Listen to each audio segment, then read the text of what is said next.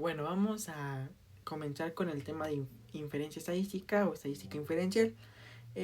Si se acuerdan, una de las primeras cosas que nos dijo Brenda fue que la primera parte del curso es probabilidad.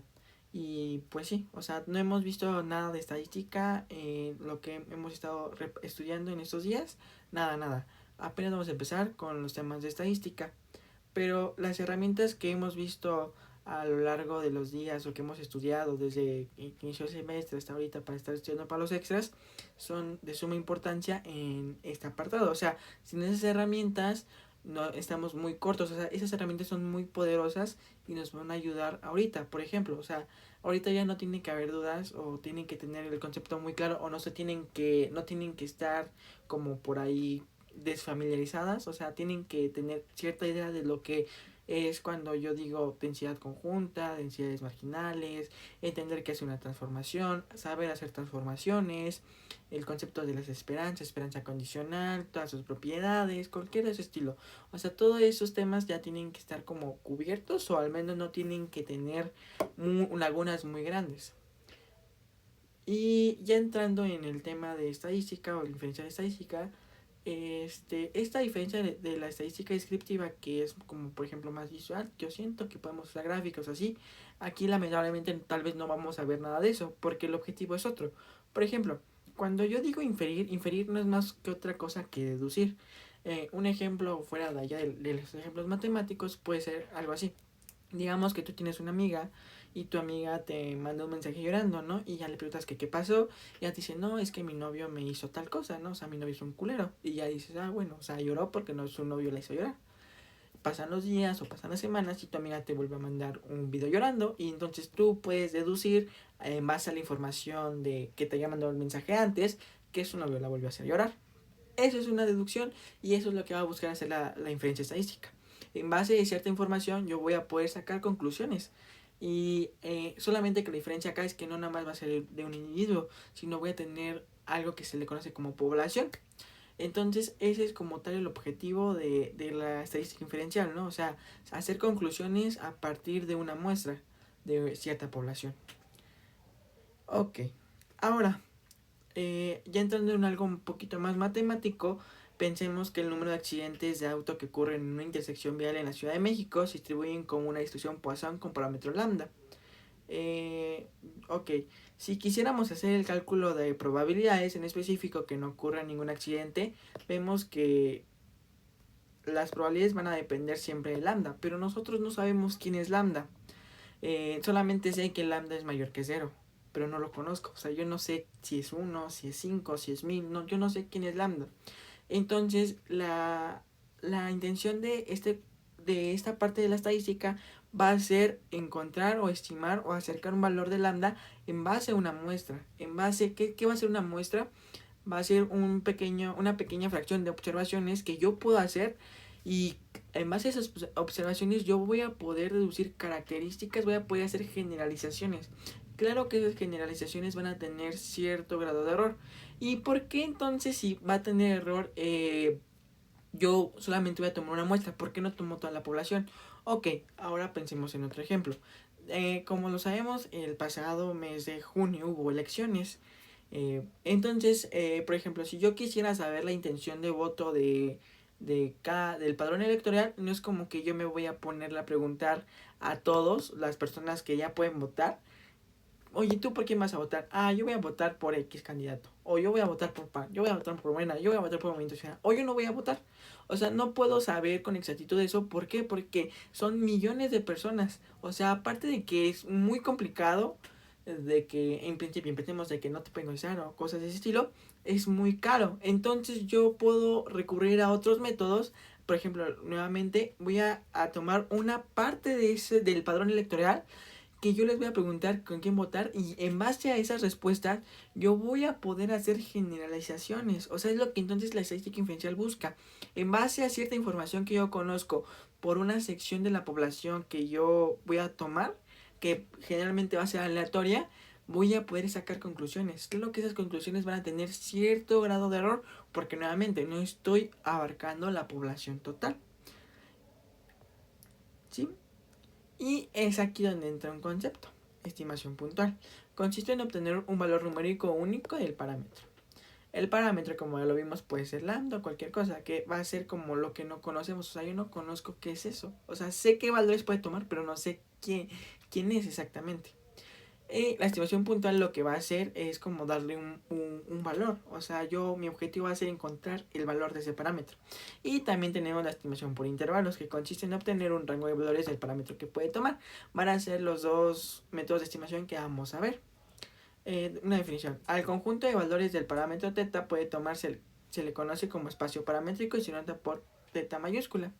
En el caso de la instrucción Bernoulli, por ejemplo, el espacio paramétrico va a ser 0 y 1, que es entre ese intervalo, y en el caso de la Poisson, el espacio paramétrico va a ser de 0 a infinito. ¿Por qué? Porque hay unos que tienen que ser mayor a 0. La población objetivo. La población objetivo es la totalidad de los elementos bajo discusión y sobre los cuales se desea contar con información. Nuevamente, o sea, ya vimos dos ejemplos. Por ejemplo, ya yo encontré como el padrón electoral, fue un ejemplo. Entonces mi población objetivo va a ser pues toda la gente que puede votar.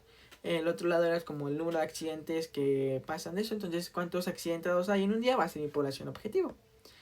Y la muestra es cualquier subconjunto de la población objetivo. O sea, yo puedo tomar cualquier cachito de eso. Así, yo tengo aquí esto, yo puedo tomar un cachito más chiquito y eso va a ser una muestra. ¿Por qué? Porque es lo que yo estoy tomando, un cachito de la población total. Y la muestra aleatoria. La muestra aleatoria van a ser las observaciones que se obtienen como resultado de regresiones independientes repetidas de un experimento bajo condiciones que son idénticas con respecto a los factores que se pueden ser controlados. Ok, de esta manera se diseña un experimento y se lleva a cabo para proporcionar la observación X1 y cosas de ese estilo. A ver, pensemos en que yo tengo una urna, o sea, una caja, y adentro tengo bolas. Pero yo no sé cuántas bolas tengo.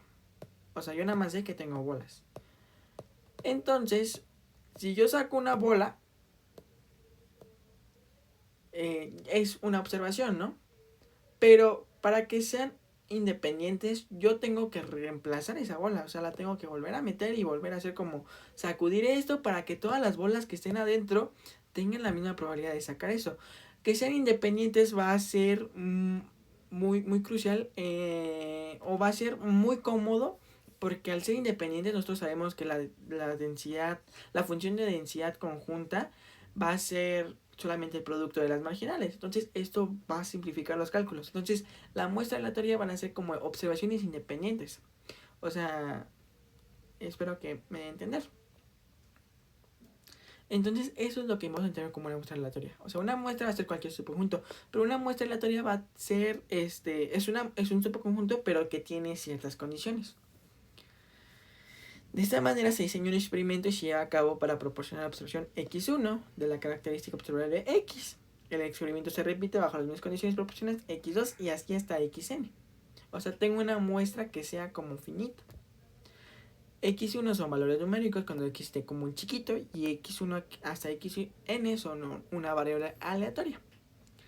Ahora vamos con otra definición. Si X1 hasta Xn es un conjunto de variables aleatorias independientes e idénticamente distribuidos, entonces X1 es una muestra aleatoria. Entonces su función de densidad es esta. Es lo que les decía. Yo voy a poder escribir la función de densidad conjunta como el producto de las marginales. Esto va a ser muy fácil. ¿Por qué? Porque pues va a ser, lo voy a conocer.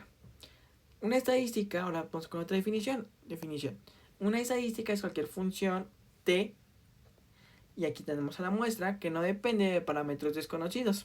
Una estadística al ser función de variables aleatorias es a su vez una variable aleatoria. Estamos pidiendo que t sea una función de valor medible.